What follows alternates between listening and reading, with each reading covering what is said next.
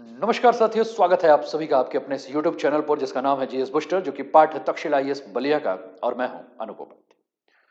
साथियों, ईरान में उबलता जन आक्रोश, सड़कों पे गुस्सा, आंखों में आग, और इसी बीच अमेरिका से आया एक खुला संदेश, प्रोटेस्ट जारी रखो, संस्थानों को अपने हाथ में लो, मदद रास्ते में। ये शब्द किसी आम नेता के नहीं, बल्कि डोनाल्ड ट्रंप के हैं। यह सिर्फ नैतिक समर्थन नहीं, बल्कि ईरानी शासन के लिए एक सीधी चेतावनी भी है। एक तरफ हजारों प्रदर्शनकारियों के मारे जाने की खबर, दूसरी तरफ आंकड़ों का भ्रम, इंटरनेट ब्लैकआउट और वैश्विक ताकतों की टकराती बयानबाजी। तो सवाल सीधा है कि क्या सिर्फ महंगाई और बेरोजगारी के खिलाफ ये आंदोलन है, या फिर ईरान में शासन परिवर्तन की पटकथा जो है वो लिखी जा रही है।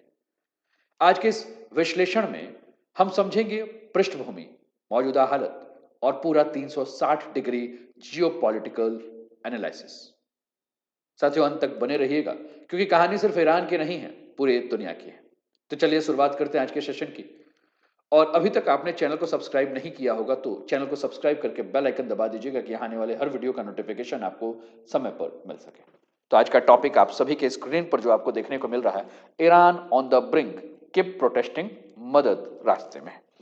ट्रंप और सुप्रीम लीडर ईरान के जो है वो आपको आपके स्क्रीन पर देखने को मिल रहे हैं।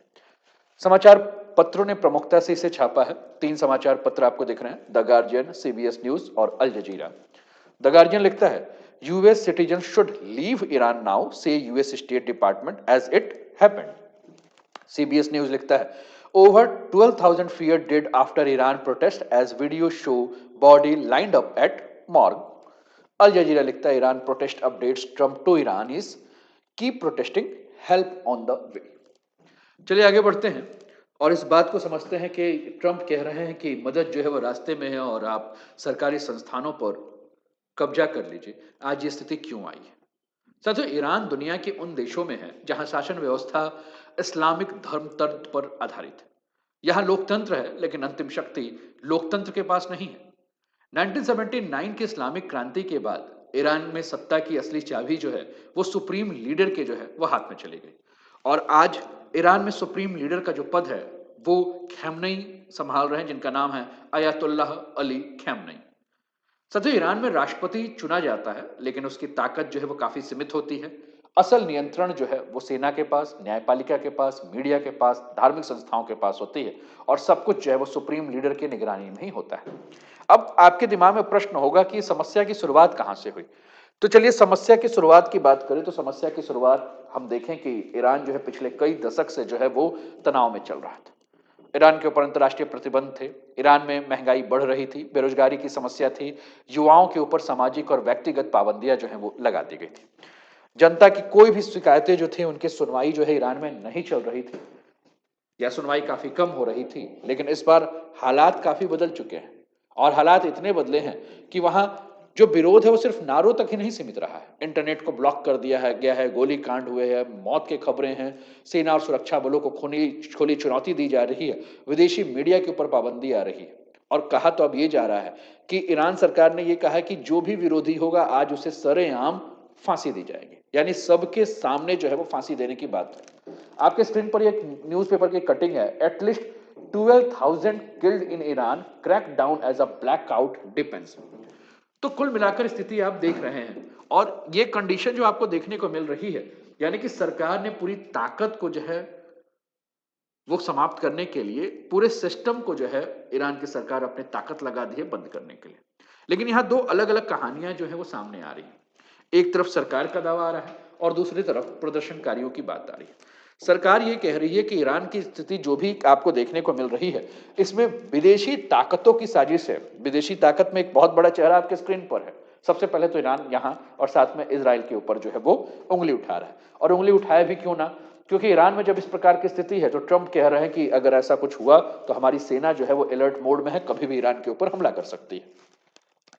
साथियों, आपकी स्क्रीन पर ये फ्लो चार्ट दिख रहा है। जैसा कि मैंने कहा कि ईरान में सुप्रीम लीडर जो है वो उसके हाथ में पावर है, लेकिन साथ में आर्मी आपको देखने को मिलेगी, मीडिया देखने को मिलेगी, जुडिशरी देखने को मिलेगी, ये सब मिलकर जो है वो शासन व्यवस्था चलाते हैं। तो ये आपके स्क्रीन पर फ्लो चार्ट है। ये सुप्रीम लीडर हैं जो कि वर्तमान में हैं, और इन्हीं के खिलाफ जो है ईरान में इस समय आंदोलन चल रहा है। आपने कई सारी तस्वीरें देखी होंगी जहां ईरान के युवा जो हैं खासकर युवतियां जो हैं वो इनके तस्वीर में आग लगाकर सिगरेट जला रही हैं। अब ये विरोध का कौन सा तरीका है ये तो हमें पता नहीं, और महिला महिला सशक्तिकरण की तरफ जा रही हैं और उसके लिए सिगरेट के धुएं के छल्ले उड़ा रही हैं, ये भी मुझे विचार अभी तक समझ में नहीं आया। क्रांति की बात समझ में आ रही है, युवा की आवाज की बात समझ में आ रही है, लेकिन सिगरेट के माध्यम से आप क्या दिखाना चाहते हैं ये बात अभी तक हमें समझ में नहीं आई। तो यह है खैमनई जिनके खिलाफ जो है पूरा का पूरा विरोध प्रदर्शन जो है वो चल रहा है। और अमेरिका की यहाँ एंट्री जो है, जैसे कि हमने कहा कि सरकार का दावा है कि विदेशी ताकतें इस साजिश रच रही हैं कि ईरान को जो है अस्थिर कर दिया जाए, लेकिन प्रदर्शनकारियों से बात करें तो वो कह रहे हैं कि ये विदेशी हम नहीं हैं, हम यहाँ के आम जनता हैं, और ये जो लड़ाई है आम जनता और सत्ता की लड़ाई है। ये लड़ाई जो है वो सम्मान की लड़ाई है, रोजगार की लड़ाई है, आजादी के मांग की लड़ाई है ना। लेकिन फिर इसमें अमेरिका खुला हुआ समर्थन क्यों दे रहा है? एक कार्टून के माध्यम से आप समझिए कि इस कार्टून में कहा जा रहा है कि I want you for US army nearest recruiting station, और तस्वीर को देख के आपको अमेरिका कुछ समझ में आ रहा होगा। यानी कि अमेरिका इसका खुला अगर समर्थन कर रहा है। डोनाल्ड ट्रंप जब ये कहते हैं कि keep protesting, take over institution, आप प्रोटेस्ट करते रहिए, आप विरोध प्रदर्शन करते रहिए और सरकारी संस्थाओं के ऊपर कब्जा कर लीजिए, तो ये कोई भावनात्मक बयान नहीं है ट्रंप का, ये एक डिप्लोमेटिक भाषा भी नहीं है, बल्कि रिजाइन चेंज नैरेटिव की क्लासिक शब्दावली है। या तो आप इसको ये समझ सकते हैं कि अमेरिका जो है वो तीन तरह की भाषाओं को जो है वो बोलता है। एक कंसर्न, यानी कि अमेरिका को जब चिंता रहता है तो अमेरिका कहता है कि वी आर वाचिंग, यानी कि हम देख रहे हैं।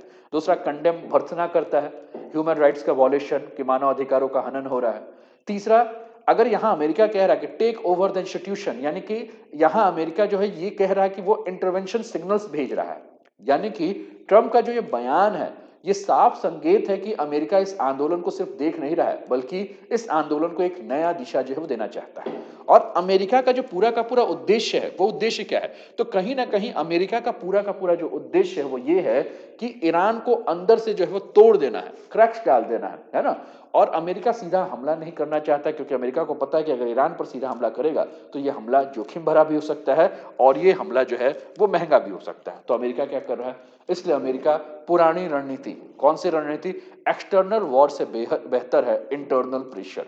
यानी कि अगर जनता और सत्ता आमने सामने आ जाए तो राज्य खुद ही जो है वो क्या हो जाएगा? कमजोर हो जाएगा, सेना थक जाएगी, अर्थव्यवस्था रुक जाएगी, शासन की वैधता घट जाएगी। और यही कहा जाता है low cost high impact strategy.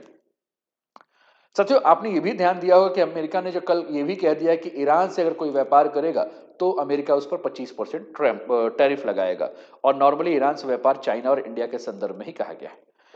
साथियों, अमेरिका ईरान के परमाणु न्यूक्लियर प्रोग्राम्स के ऊपर भी जो है वो बंदिश लगाना चाहता है, रोक टोक करना चाहता है ईरान के न्यूक्लियर प्रोग्राम।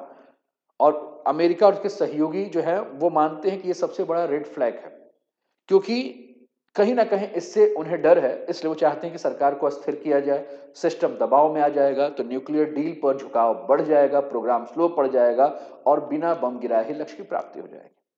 साथियों, पश्चिम एशिया में सिया प्रभाव को रोकना भी एक उद्देश्य है। ईरान सिर्फ एक देश नहीं है साथियों, बल्कि एक आइडियोलॉजिकल पावर सेंटर है, जिसके प्रभाव के बारे में अगर हम बात करें तो उसका प्रभाव इराक, सीरिया, लेबनान, यमन तक जो है वो फैला हुआ है। यमन में हुतीस, आपका लेबनान में जो है हिजबुल्लाह।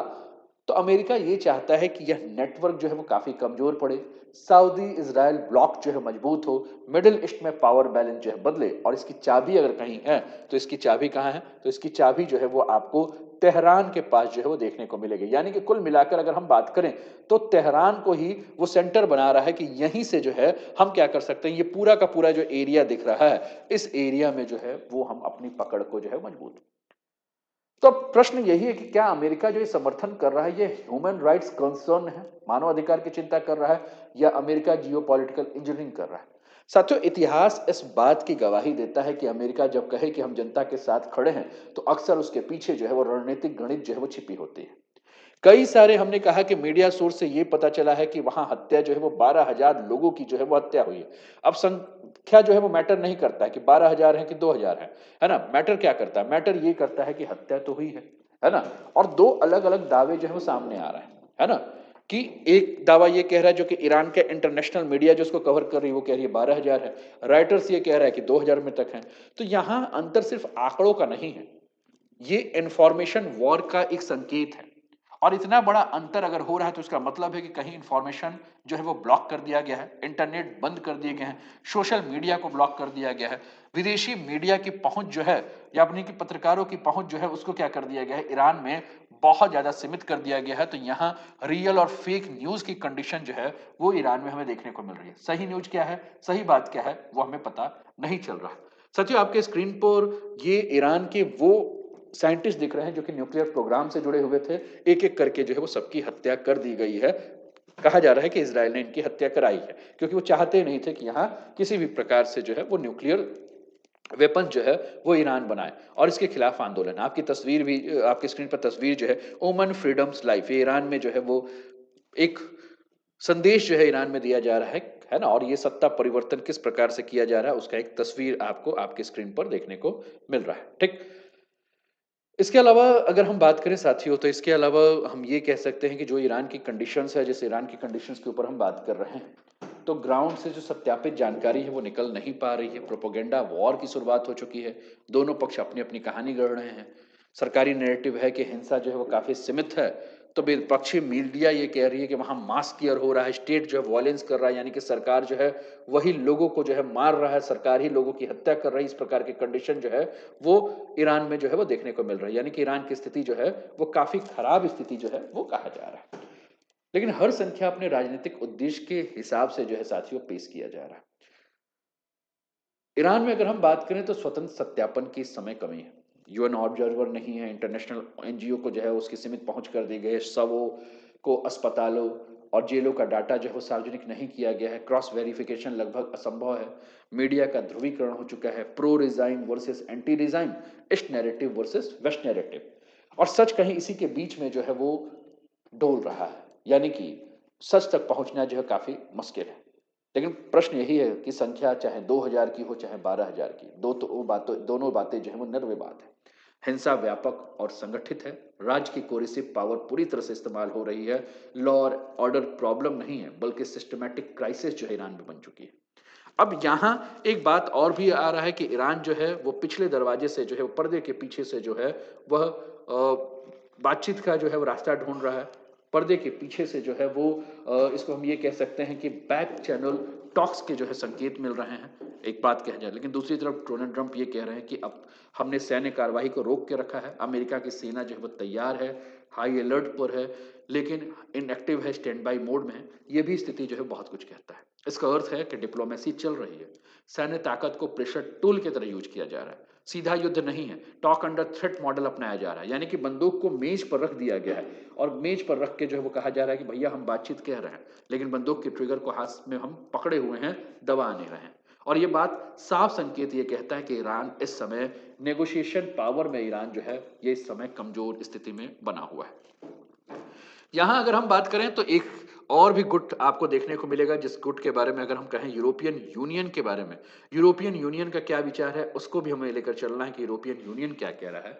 साथियों, अब तक ईरान के मामले में यूरोप अक्सर सॉफ्ट लाइन लेता था, लेकिन इस बार यूरोपियन यूनियन के सुर भी जो है बदल गए हैं। जर्मनी के एक वरिष्ठ नेता है, नाम इनका फ्रेंडिस मोर्स, उनका बयान है कि गवर्नमेंट्स गेम इज ओवर, यानी कि ये कोई कूटनीतिक वाक्य नहीं है, ये बल्कि पॉलिटिकल वर्डिक्ट जैसा एक बयान है। इसका साफ अगर संकेत हम देखना चाहें तो हम ये देख सकते हैं कि अमेरिका ईरान के मुद्दे पर जो है वो अकेला नहीं है, यूरोप का धैर्य टूट रहा है, ह्यूमन राइट्स और स्टेबिलिटी अब स्ट्रेटेजिक इशू जो है वो ईरान में बन चुका है, यानी कि पश्चिमी दुनिया धीरे धीरे जो है वो कॉमन फ्रंट पर आ रही है और ये बात ईरान के लिए खतरे की घंटी है। आज ईरानी सत्ता के सामने 3 मोर्चे एक साथ खुल चुके हैं, यानी कि एक जगह ईरान के लोग सरकार के खिलाफ सड़कों पे आ चुके हैं, डर की दीवार जो है ईरान में टूटने लगी है। दूसरा, आर्थिक संकट और प्रतिबंध लगाए गए हैं, जैसे कि हमने कि ट्रंप ने कल 25% के टैरिफ की बात की। महंगाई, बेरोजगारी, संसाधनों की कमी, राज्य की सहन शक्ति सब घट रही। बाकी महंगाई बेरोजगारी बढ़ रही है, संसाधनों की कमी बढ़ रही है, राज्य की सहन शक्ति घट रही है। अंतर्राष्ट्रीय दबाव की बात करें तो अमेरिका, यूरोप धीरे धीरे एक ही लाइन पर आते दिख रहे हैं, है ना? और इतिहास हमें समझाता है साथियों कि जब आंतरिक असंतोष, आर्थिक टूटन और बाहरी दबाव सब एक साथ चरम पर पहुंचते हैं तो सिस्टम रिफॉर्म नहीं होता है बल्कि सिस्टम ट्रांसफॉर्म होता है। और यही समीकरण 1979 में इस्लामिक क्रांति के पहले ईरान में हमें देखने को मिला था। अब यहाँ हमें थोड़ा सा भारत को लेकर चलना है कि भारत का क्या है, क्योंकि आप जान रहे हैं साथियों कि भारत जो है नॉर्थ साउथ ट्रांसपोर्ट कॉरिडोर के माध्यम से इंडिया मुंबई, बंदर अब्बास, उसके बाद अज़रबैजान, इधर मॉस्को होते हुए सेंट पीटर्सबर्ग पहुंचने के लिए नॉर्थ साउथ ट्रांसपोर्ट कॉरिडोर की बात कर रहा था। चाबहार के बारे में अगर हम बात करें तो भारत के लिए चाबहार जो है वो बहुत इंपॉर्टेंट है। चाबहार प्रोजेक्ट भारत के लिए बहुत इंपॉर्टेंट है, क्योंकि इसके माध्यम से अगर हम बात करें तो ईरान जो है के माध्यम से वो अफगानिस्तान और मिडिल ईस्ट एशिया में भारत अपनी पहुंच बनाना चाहता था, पाकिस्तान को बाईपास करके। ठीक, क्योंकि ईरान भारत के लिए कोई दूर का संकट नहीं साथियों, बल्कि एक स्ट्रेटेजिक चोक पॉइंट है। क्योंकि ईरान जो है वो तीन अहम भारतीय हितों को जोड़ता है। हमने कहा, एक तो आपने इसको देखा, दूसरा तेल और ऊर्जा की अगर हम बात कर रहे हैं। इसके अलावा अगर हम बात करें साथियों, होर्मुज जल संधि को आप कैसे भूल सकते हैं। यहां आपका हो गया होर्मुज। कहीं भी अगर ईरान में किसी प्रकार की अस्थिरता होती है ना, तो ईरान संकट जो है वो गल्फ में तनाव बढ़ाएगा, तेल की कीमतें बढ़ेंगी, सीधा खतरा जो है वो हमारे किचन तक हो जाएगा।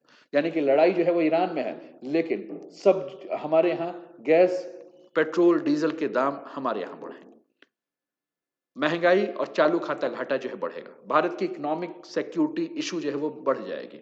और हमने कहा कि चाबहार पोर्ट के बारे में अगर हम बात कर रहे हैं तो हम बार बार यही कह रहे हैं कि ये पाकिस्तान को बाईपास करके अफगानिस्तान और मध्य एशिया तक पहुंच बढ़ाने वाला है। ये चाबहार पोर्ट जो है वो कहीं ना कहीं पाकिस्तान का जो बीआरआई है, चाइना पाकिस्तान इकोनॉमिक कॉरिडोर है, इसके काउंटर करने वाला है। अगर ईरान में लंबे अस्थिरता रहेगी, शासन परिवर्तन होगा या पश्चिमी प्रतिबंध और सख्त होंगे, तो चाबहार परियोजना खटाई में पड़ जाएगी, बहुत जोखिमपूर्ण ये हो जाएगी। अफगानिस्तान से जो कनेक्टिविटी है, जो क्षेत्रीय संतुलन है, वो सब कुछ बिगड़ जाएगा। यानी कि ईरान की अस्थिरता भारत के सेंट्रल एशिया गेटवे को जो है वो कमजोर बना देगा। अगर ईरान में अस्थिरता लंबा चली तो मिडिल ईस्ट ज्यादा अस्थिर हो जाएगा, तेल बाजार वोलाटाइल हो जाएगा, ग्लोबल शिपिंग रूट्स जो है उसके ऊपर असर पड़ेगा, भारत की स्ट्रेटेजिक ऑटोनॉमी के ऊपर दबाव पड़ेगा। भारत को तब अमेरिका, रूस, यूरोप सबके बीच फाइन बैलेंसिंग जो है वो करनी पड़ेगी। यानी कि ईरान में अगर संकट हुआ तो भारत के लिए सिर्फ विदेश नीति का मुद्दा नहीं है, एनर्जी सिक्योरिटी का, कनेक्टिविटी स्ट्रेटजी का, रीजनल बैलेंस ऑफ पावर का, इकोनॉमिक स्टेबिलिटी का, इन सब का मुद्दा जो है वो भारत के लिए। इसलिए भारत की नीति हमेशा ये रहेगी, वेट, वॉच, बैलेंस। यानी कि बिना जल्दीबाजी किए, बिना पक्षपात जो है वो काम करना। और अगला निर्णायक सवाल यह है कि क्या भारत न्यूट्रल रह पाएगा या हालात उसे एक ध्रुव की ओर ढकेलेंगे, है ना। तो हम कुल मिलाकर ये बात कहें कि ईरान की स्थिति अगर हम देखें तो ईरान की स्थिति बड़ी दयनीय हो चुकी है। ईरान को समझ में नहीं आ रहा है। ईरान इस समय अगर हम बात करें तो 2026 ईरान के लिए एक आइसोलेटेड टर्बुलेंट ओशियन के रूप में हो चुका है। ईरान फंसा हुआ है एक बहुत बड़े भंवर में, उसको समझ में नहीं आ रहा है कि वो क्या क्या, एक ऐसे चौराहे पे है उसको समझ ही में नहीं आ रहा कि दाएं जाएं कि बाएं जाएं कि आगे जाएं कहां जाएं। बड़ी खराब स्थिति है। और अंततः हम ईरान के बारे में हम यही कह सकते हैं साथियों कि ये सिर्फ एक आंदोलन नहीं है, ये ईरान की सत्ता व्यवस्था की वास्तविक परीक्षा है। ट्रंप का बयान लड़ाई को घरेलू संघर्ष से अंतर्राष्ट्रीय मोर्चे पे लेकर गया है। अब लड़ाई तीन स्तरों पे है, सड़क पर, मीडिया पर, वैश्विक कूटनीति में। और अगले कुछ हफ्ते तय करेंगे क्या ईरान उभरेगा या बदलेगा। आपको क्या लगता है, आज का जो ईरान है उसका भविष्य आपको क्या दिख रहा है? भारत को के लिए ये क्या मायने होंगे, अमेरिका क्या करने वाला है? आप अपने विचार जो है वो कमेंट के माध्यम से हम तक अवश्य पहुंचाएं। और ईरान में लगी हुई आग का असर कहां तक पहुंचेगा, इसका भी अगर आपको कुछ अंदेशा है तो वो भी कमेंट करके हमें अवश्य बताएं। कैसा लगा वीडियो जरूर बताएं। वीडियो को अभी तक लाइक नहीं किया तो लाइक कर दीजिए, शेयर नहीं किया तो शेयर कर दीजिए, सब्सक्राइब नहीं किया चैनल को सब्सक्राइब कर दीजिए, और कमेंट नहीं किया तो कमेंट भी कर दीजिए। अपना ध्यान रखिए, स्वस्थ रहिए, मस्त रहिए, तंदुरुस्त रहिए, हंसते खेलते मुस्कुराते हुए जीवन का आनंद लीजिए। जय हिंद, जय भारत।